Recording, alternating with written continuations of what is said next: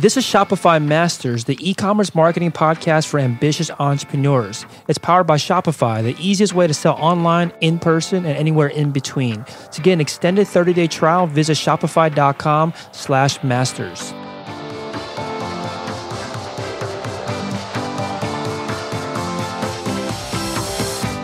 Hey entrepreneurs, my name is Felix and I'm the host of the Shopify Masters podcast.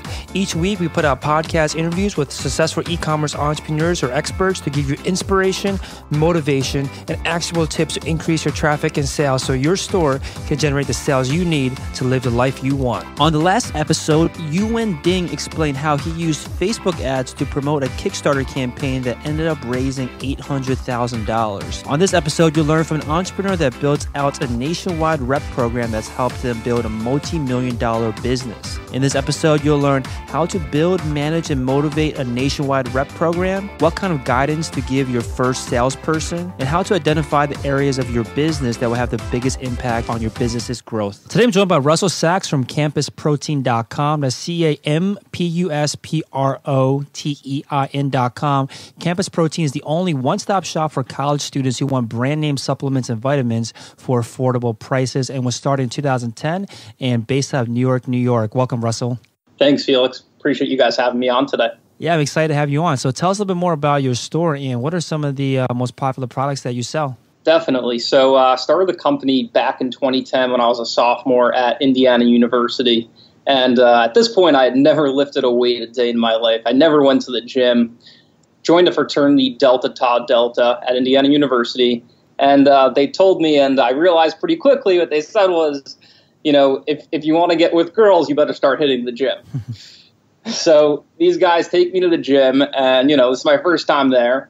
And I keep going back with them. And once per month, they're stopping at, our local vitamin store and, you know, spending $250, $300 on supplements each. And this was really shocking to me because these are the same guys that are complaining about not having enough money for beer on the weekends.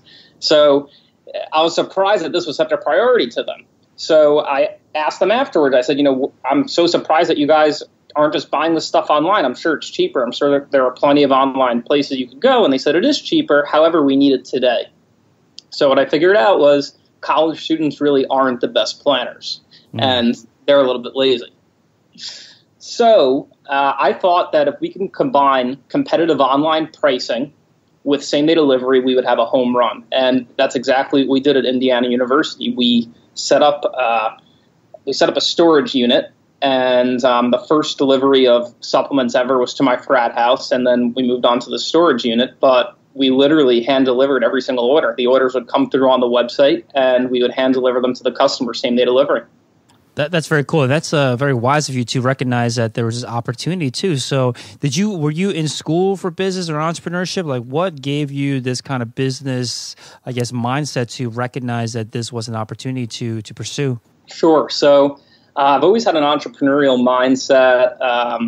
In high school, I had a couple very small businesses, a couple of eBay businesses, and my family's very entrepreneurial. On my dad's side, they own luggage stores in the city in Manhattan, and on my mom's side, they own women's shoe stores in Manhattan as well. And I always really wanted to do something on my own, and this was, I felt like my shot and my opportunity. Makes sense. So when you were getting started with this, what are some of the, I think, you know, listeners out there, I'm not sure how many of them are in college or are, you know, going to school or anything, but what are some of like the pros and cons of starting a business while in college or in school? One of the hardest things was obviously balancing school and this new business. And what I quickly found was that my life was pretty much consumed by this business. It was something that I really wanted to pursue and really wanted to make it as big as I possibly could. And kind of my first step in doing that was realizing that I couldn't do this alone. I needed a sales guy. And I reached out to my best friend who went to Indiana University. He lived in the fraternity across the street and, you know, pretty much knew everyone on campus. He was like, you know, my go-to sales guy. So, you know, I reached out to him. He said that he would have no problem selling supplements. And within 2 weeks, we had sold out of our entire batch of inventory from our first shipment, thanks to my now business partner, Mike Udell. Mm-hmm. So you recognize that you needed a sales guy.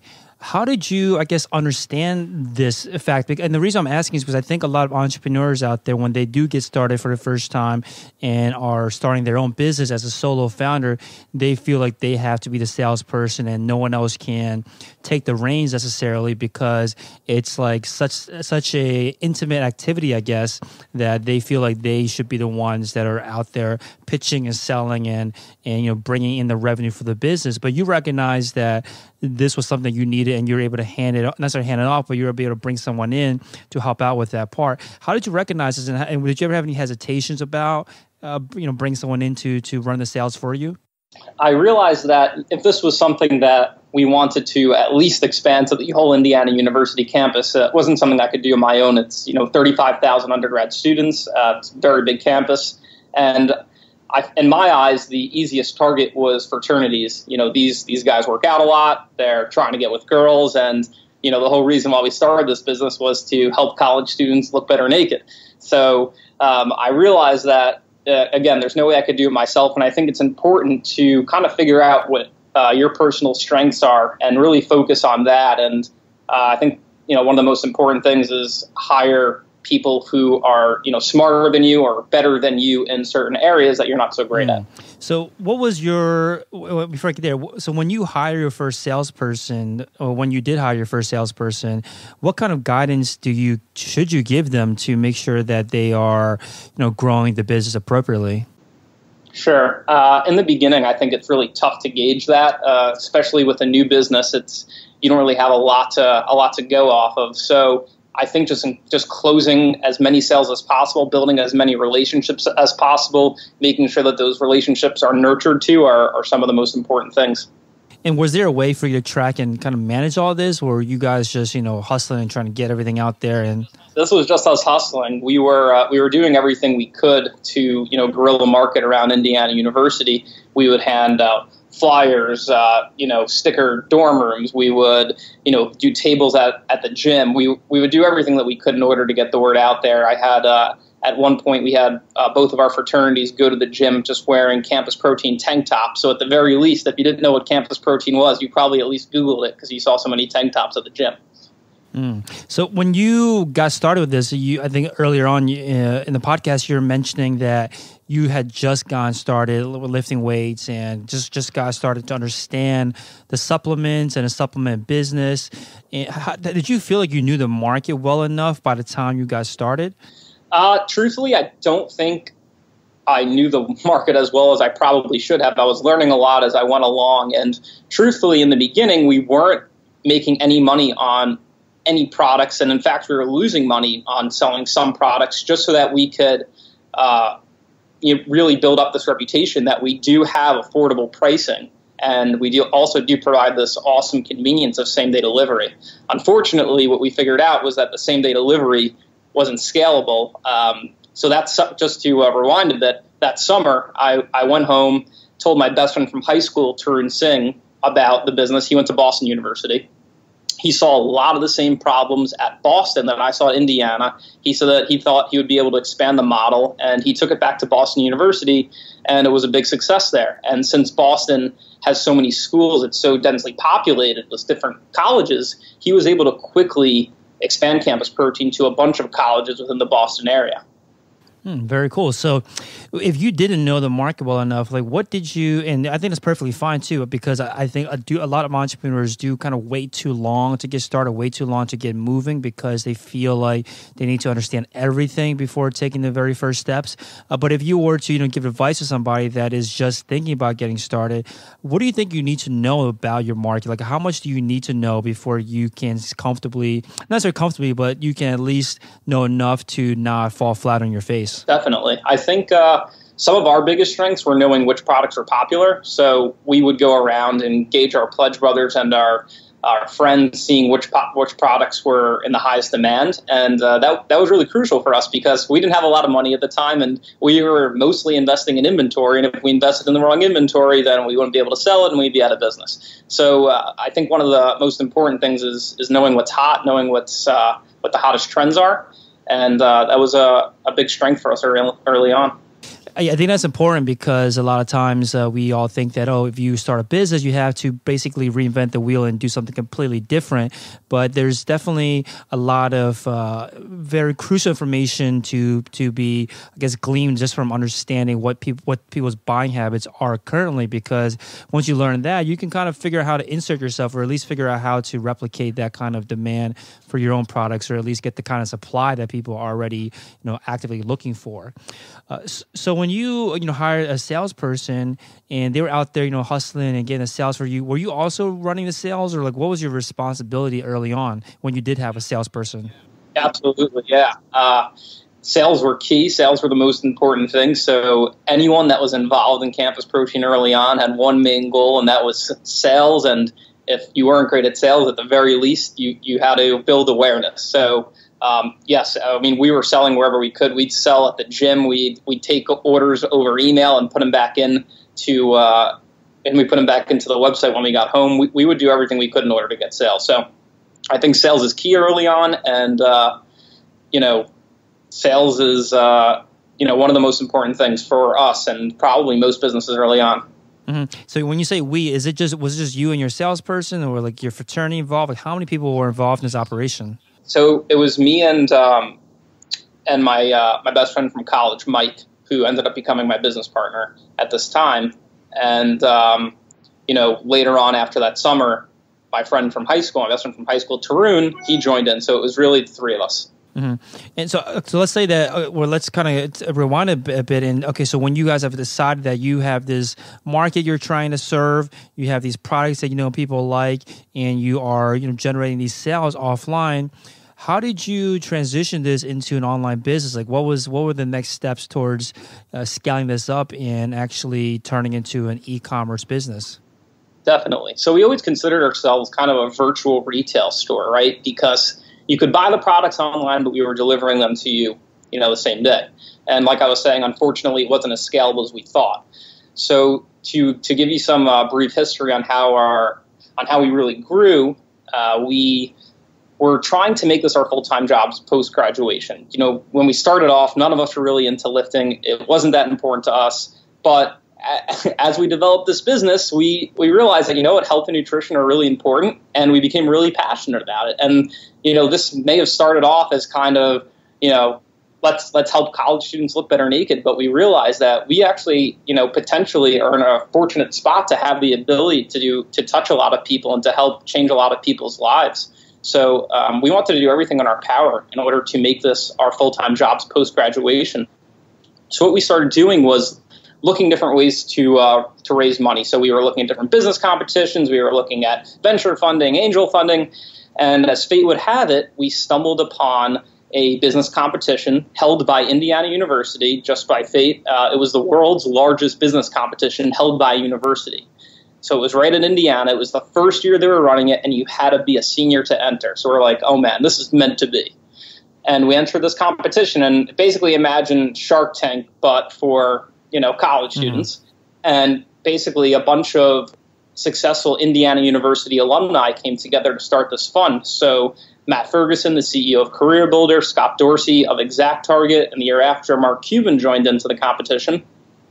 And they put together this fund so that entrepreneurs could, come out of IU year after year, and they could continue to promote entrepreneurship post-graduation. And we were fortunate enough to win a seed investment and win the competition. That's amazing. So what did you feel like you needed the capital for? Because I think this is an important point, too, to discuss for other entrepreneurs, because I think there is always this nagging thought that I need more funding for my business, but sometimes it's not. It might not be the right direction to go in. So how did you guys know that you needed capital for the business, and what did you need it for at the time that you started looking for it? Definitely. So there were a few things that we needed. The first thing is we needed to increase our gross margins. Our margins were super thin at the time. Again, we were buying products from a distributor, and the margins weren't great. We really wanted to go direct. In order to go direct, you really had to place some big purchase orders. So that was one area for us. The second area was creating a private line, which we now have. We have a pre-workout called Fuel, and it's really designed for college students. Everything down to the marketing, to the taste. One of our most popular selling flavors is called Jungle Juice, and our latest flavor is orange soda. So that was a really big part for us, and it was really important because that was really going to increase our gross margins. And then the last piece of it was our rep program. So at that point, we were at Indiana University, we were at Boston University, and we were looking to expand the model to as many colleges as we possibly could. And in order to do that, we wanted to invest in a sales rep program. So as of today, we are represented at a little over 275 college campuses across the country, and we have a little over 1,200 campus reps. That's amazing, and I definitely do want to talk about your rep program. But before we get there, this competition you won, can you say how much you won from this business competition? Definitely, yeah. We won a seed investment of $100,000, and that was in 2012. So that was the year we graduated, and we've grown organically, fortunately, since then. That's amazing. So when you did get this, when you won this competition, you got the seed investment, you was sitting in your bank account, your business bank account. Like, what were the first things that you started to do with that funding? First thing we did was reach out to a couple key partners, a couple key vendors that we wanted to really build our site up with, that we thought their messaging, their marketing, and their overall messaging really appealed to the college demographic. They were up-and-coming brands. And we were fortunate enough to, really get in early with a lot of these brands and build some really incredible relationships with them that, they now come to us to get their products into college students' hands, ages 18 to 24. So with the funding, with the competition, what do you think you guys did right to help you win the competition? I think some of the things that we did correctly were to show a real, I don't want to say proven way, but a way that seems very feasible to scale this business. And for us, that was by expanding to more schools and hiring more sales reps. We were able to figure out that on average, each sales rep would bring in X amount of dollars. If we hired X amount of sales reps at each school and we had X amount of schools, we could, pretty confidently project our revenue. And we could say, there's pretty much a direct correlation between our revenue and the amount of sales reps in colleges that we're represented at. I love that you did, I guess you were able to create a system or at least some kind of process for scaling this up and launching a new market. So, speaking of that, I think a lot of store owners are looking to new markets to grow their business, to grow their top line revenue. So when you are planning, or when you guys were planning to launch in new markets, is it possible to build a scalable model? Is it like very easy to replicate the, I guess, launch plan for one college and onto the next, even if it's in a completely different part of the country? Sure. So kind of what you're saying, we thought it would be easy. Turns out it wasn't, like everything else. And every school is a little bit different. And we found that the demands in one area are very different in another area. So, for example, at Indiana University, they were more into hardcore supplements and more into powdered supplements that you mix yourself. Where at Boston University, they were really into ready-to-drink stuff, so stuff that's pre-mixed that you buy out of like the gym fridge, basically. That's interesting. So how did you learn that this was the case? It wasn't too hard for us to figure it out. We would basically get tons of messages whenever a certain product was out of stock from one region. They'd say, why is this product out of stock, or when are you getting it back in? And slowly but surely, we started to figure out which areas demanded which products. And today we've built out the rep system so that we actually have 4 territory managers across the country. Yeah, so I guess when you talk about this business, it sounds like it is obviously very offline marketing heavy as well, especially with the rep program and Definitely. Especially how you guys got started initially. So when you do start off a business that way, offline that is, or the biggest focus is offline and you're generating the sales offline, what were some of the most difficult challenges to turning it into more of an online business and actually driving sales or driving traffic to an online store rather than just to their local rep? Sure. So we always made it a focus, and we always wanted to make it a focus that in order to make your purchase, you had to come online. You had to come to our site. You had to, unless the rep was putting the order in for you, or it was early on and we were putting in the orders, we really stressed that you had to come to the site in order to make the purchase. So I think it would have been a lot more difficult had we not done that early on, because people wouldn't have seen us as such an online e-commerce based business. Makes a lot of sense. So you said that when you got the funding, or when you were thinking about going after funding, you wanted to do for 3 different reasons: larger purchases, a private line, and then of course the rep program that helped you scale things up. Did you launch all of these at the same time, or like how did you prioritize which of these 3 different projects? Yeah, we had a strategy and we had a plan. We definitely didn't do it all at the same time. At that point, it was just the 3 of us, and we could barely handle one of those things. So we really prioritized which things were most important to us. The products that we knew that everyone already wanted from our third party vendors.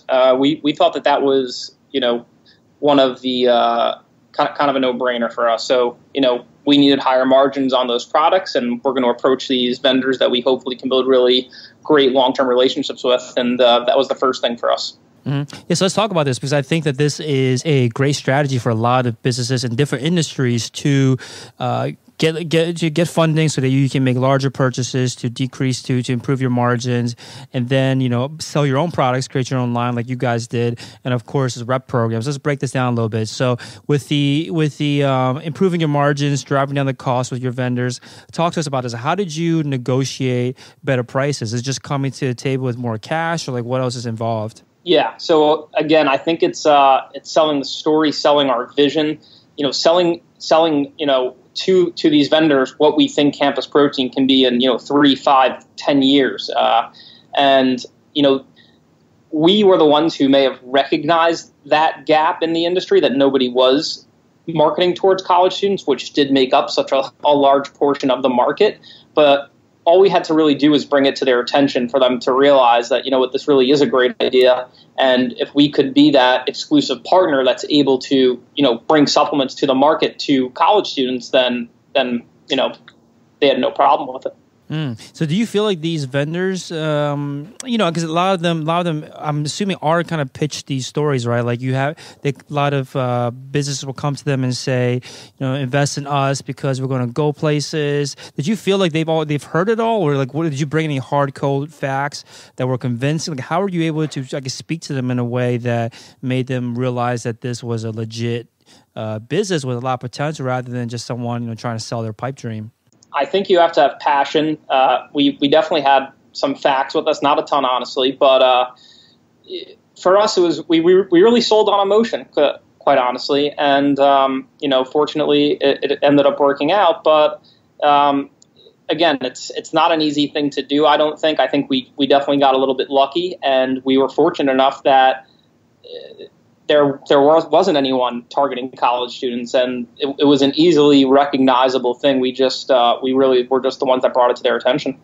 Mm-hmm. So we'll take a quick little detour before we talk about the private lines, because you mentioned that there was no one out there that was targeting college students, but there are tons of big brands, tons of big retailers today that are already very much entrenched in the supplement and vitamin business. Were you guys ever concerned that they could just kind of rear their head and look at what you guys are doing, just come in and dominate the market that you guys had discovered? Yeah, we always had that in the back of our minds, but at the end of the day, we did know that no one knew our customer better than us. We were college students ourselves, and no one knew better how college students thought than us. So all the market research we did, all the research we really did in general, we would go to our fraternity brothers, go to our friends, go to our sales reps who are college students, and figure out what they want and kind of figure out what the best blend is between those things. And so far, it's worked out really well for us. Mm-hmm. Makes sense. Cool. So now moving on to the second reason why that you wanted to get funding, which was to create your private line. So tell us a little bit more about this. Is this a private line of supplements as well? So yeah, right now we have one product. It's called Fuel, and it's a pre-workout that you take before going to the gym. You take it about 25 minutes before. It gives you energy, it gives you focus, and it gives you a pump. So think of it as an energy drink specialized for just when you're working out. Okay, makes sense. So what are some skills or, I guess, things you had to learn when you moved from, buying and selling other vendors' products to now creating your own private line?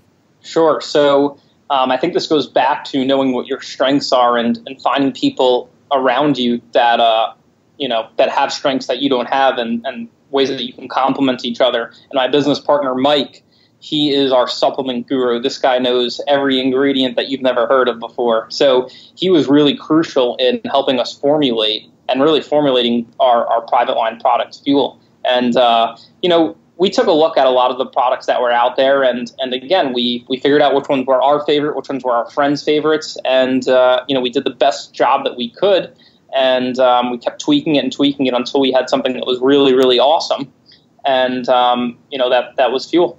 Mm-hmm. Awesome. So what's the process for creating your own supplements? How do you identify what ingredients to put in? Like, how do you test it? And how long is this entire process? Sure. So it's a decently long process. We have a third-party manufacturer that manufactures everything in a lab.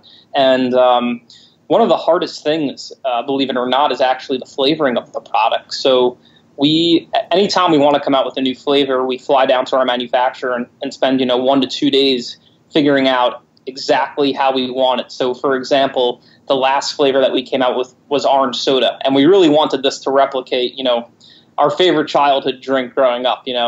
Everyone loves orange soda, especially a orange soda that gives you energy and has no calories. So, we had to get the carbonation exactly right, and we had to make sure the orange was just perfect. And even for jungle juice, when we were making the jungle juice flavor, my business partner Tarun actually concocted his own jungle juice that he used to make when he was in his fraternity, and minus the alcohol. And we literally just kept testing our version until we had it exact.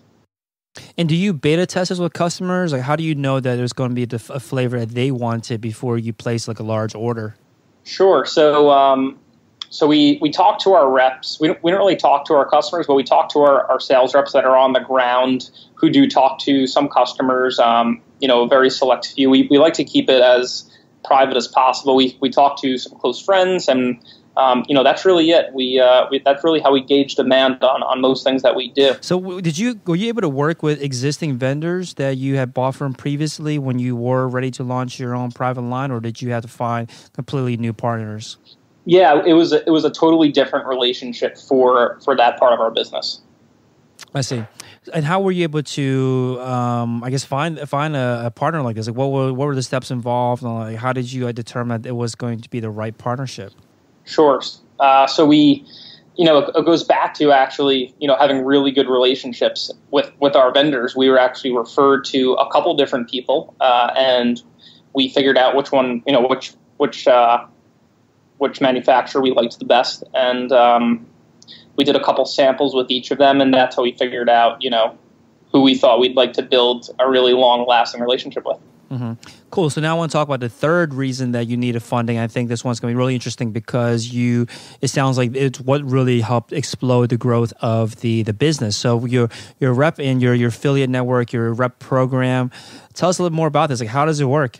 So if you've never heard of Campus Protein before and you were at the gym with one of our Campus Protein reps, they'll probably come up to you and tell you about Campus Protein. And they'll maybe give you a sample, maybe give you some workout tips. So they're trained in everything from health, nutrition, exercise, all of that. And they each have their own individual links. So, for example, campusprotein.com/Felix. And once you went to that link, it's cookied into your browser, and they're your customer for life. So if I came to the site through your link, then you would get credit for that sale. Awesome. Makes sense. So I think one important thing is that you mentioned was about how you guys are able to train them to understand how to talk about the product, how to educate the customer.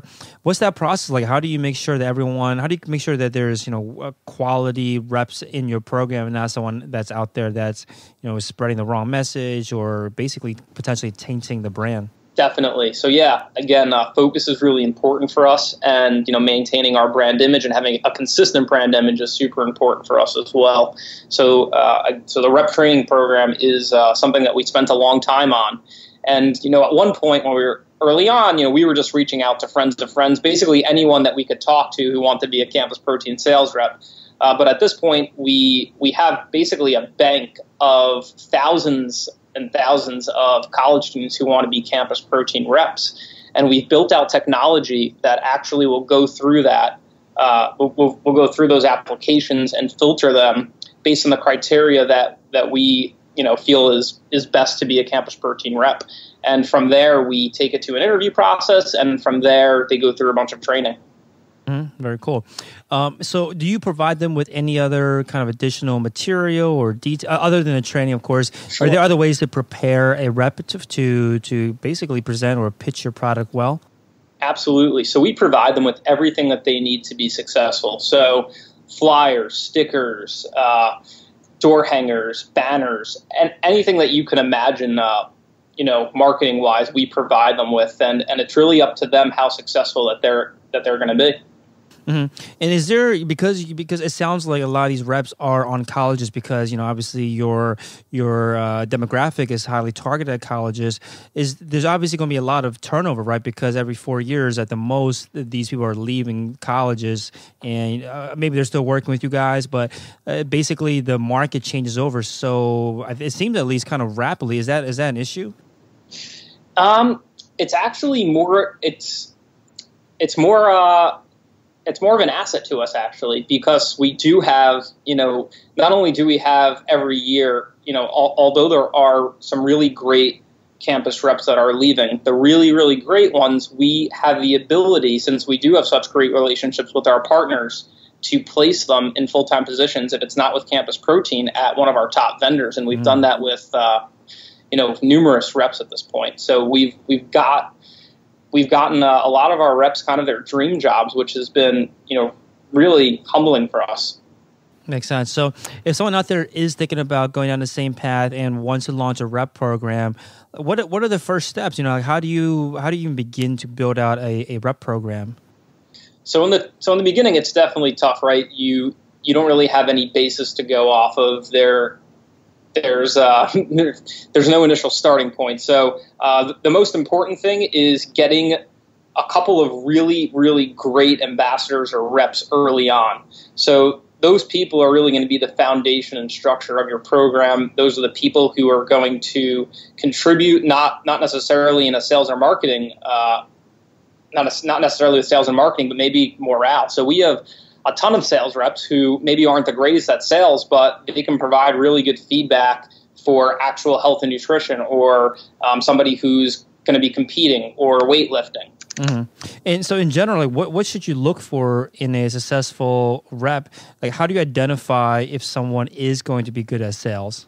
It's a tough thing to gauge, because some people who you think will kind of hit it out of the park don't, and other people who are super shy and, you may not have a ton of confidence in, end up being some of your key players. And we found that true for ourselves. And trial and error is really the best way to go about it. And we, when the reps originally are applying for the position, we ask them a couple of key questions that we think, will at least kind of gauge for us if they will be a good fit or not. And are there any kind of general questions that you think that the listeners might want to ask their reps if they're building out a rep program? That's a tough question. Do you ever gauge them on how much they know about the company, or does that matter as much as other factors? We found questions such as how much they know about our company. If you have somebody we've had people contact us who are super passionate about Campus Protein, really want to be a part of it, end up becoming a rep, and then don't really do anything. And on the other hand, we've had people, like I was saying, who don't really know about Campus Protein, and we're able to educate them through our rep program. So I think what it comes down to is having a really good education program and really making sure that your messaging and your focus of your company is consistent. And I think you touched on something important here about how you might think that a person is going to be a good rep early on, and then it might not turn out to be the best. Like, what's the protocol there? Like, do you ever cut off reps, or how do you ever, not necessarily reprimand them, but how do you course correct, a rep that might not be going down the right direction?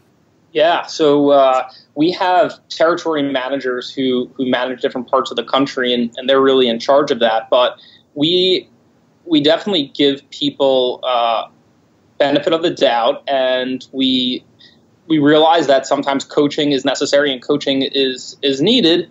But after a certain period of time, if you're not holding your own weight, then maybe this wasn't the right match for you. Okay. And I think, did you mention earlier that there's a rep program in almost 300 colleges? Was that the number? Yeah, that's correct. That's amazing. So what's the hierarchy needed to run a program like this? Because I know you mentioned that there are these regional, reps that or territory reps. Like, how does it all built out? Can you walk us through the hierarchy? Definitely. So my business partner, Mike, he heads the entire program. Underneath him, there are 4 territory managers across the country. We have it split into demographics that make sense for our business, so based on kind of where our top colleges are. And underneath them are the reps right now, but we're actually in the process of breaking it out even further into sub-territories. So underneath the territory managers, we'll have sub-territories. As we continue to grow, like I said, we have over 1,200 reps, and the more reps you have, the tougher it is to manage and really maintain that consistent messaging that I was talking about earlier. Mm-hmm. If you were to launch this entire program over again, are there things that you would do differently that would, make things easier today when you're operating at this scale? Yes, I think that from day one, and we didn't have this from day one, having a center, a one, all-inclusive center where all the information you will ever need is there, as well as a place to communicate and collaborate with your peers. I think that's super important. And we found that it's super beneficial to the reps as far as getting new sales ideas or getting new marketing ideas. A lot of them are able to learn from each other. So, it actually takes a lot off of the management side when they're able to self-service and learn from each other. Yeah, I think that's a great point. Just connecting people together, I think, is very key to making sure that there are these ideas, the opportunities to discuss different ways to improve what they're doing, and in your case, improve how they're selling the products. So with the rep program, once you guys launched that, can you give us an idea how quickly, I guess, this grew the business? Like, how successful is the business today? Yeah, I can't unfortunately break out the exact revenue figures, but I can tell you that we are a 7-figure revenue business. That's amazing. Now, in terms of actually running this rep program, are there particular tools or applications that you use that are, I guess, readily available for others out there that they can also take a look at? Definitely. I would highly recommend taking a look into Lead Dyno. They've been really good to us. It's a really great program. And it simplifies everything a lot, and it's able to do a ton of different things and really lay it out in a neat and simple, easy to use way.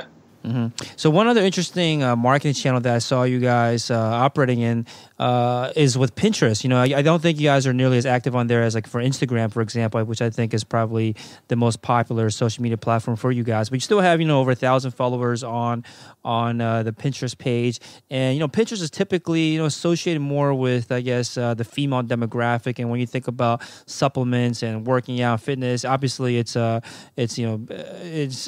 guess inclusive of both males and females, but it's typically seen as a male-dominated demographic. How are you able to make it work with Pinterest when it's not necessarily typically considered the ideal demographic for your type of product? Sure. So Instagram actually is decently big for us. We have a little over 50,000 followers on Instagram, and it has been for us a really great converter to sales. We see one of our highest conversion rates actually coming from Instagram because our products are so visual, and because transformations are so visual, and because a lot of the products we sell have some really cool flavors. Like we sell one product that's called Sour Batch Kids, and you can imagine what it tastes like after your favorite candy, and those things are really visual. But to Pinterest, we recently started on Pinterest actually because of Shopify's integrated buy button, and that's been really successful for us. And so what's your strategy on there? What are you guys pinning? So, I'm looking at it now, and I do see that you kind of do cater to the more of the female demographic on here. Is it because that you recognize, or you've seen the statistics where it is more of a female-dominated platform? Yeah, and when we have tried catering to males on Pinterest, it just didn't work as well for us. Instagram seems to work really well for males for us. Mm-hmm. And there is a really big growing portion of our business, which is the female market. More women are looking to take supplements and are looking to get toned, and are not looking to just maybe they are looking to just run or something like that, but you can take a pre-workout for that and really enhance your workout. I think this is an important topic then, because if you do start off your business focusing on a specific demographic, whether it be, based on this on sex or based on whatever it is, and you decide to start not necessarily changing direction, but including or growing the scope of your target demographic, of your target customers, does that mean that you have to change the way you brand? Like, what does it mean when it comes down to the marketing itself when you do want to essentially go after an equally large demographic? Definitely. We've, over time, kind of change the direction. I mean, at one point we were saying, should we be more of, like an Axe, like very male-dominated brand? Mm-hmm. And what we figured out was there is such a growing portion of females using supplements and wanting to use supplements and wanting to learn more about them and wanting to do that it doesn't really make sense to completely exclude that part of the market. So there have been certain, marketing campaigns that we have done, a few years ago that maybe we wouldn't do today. And I think that, if you took a look at the look and feel of our site over time, you would see that it's kind of slowly evolved to be more neutral for male and female. Mm-hmm. Yeah, that makes sense.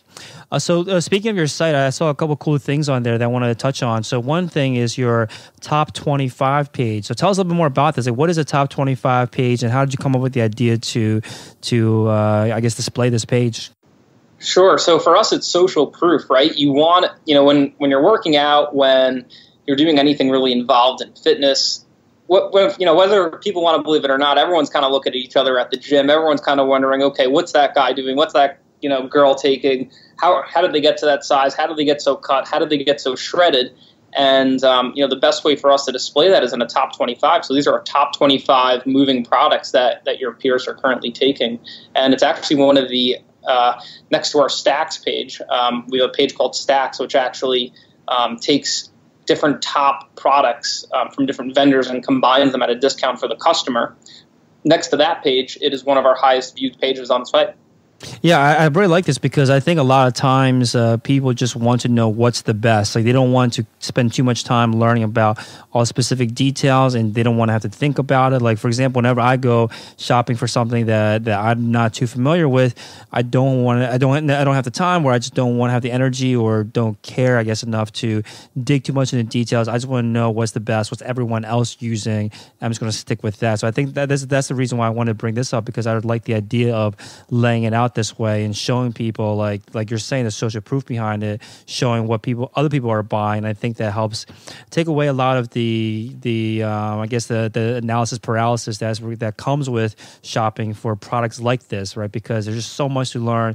Could be so much education that's required. But when you lay it out like this and say, hey, these are the most popular products, don't have to think about it too much. I think that helps a lot with the buyer when they come shopping for your products. Definitely. From what we've found, people just want to see the products that work. So if you stacked us up next to our biggest competitor, we only carry about 8% of the brands that they carry. So I think having just a really simplified and really focused product mix is important, because why carry anything but the best? If these are the best products, then there's really no reason to carry anything else.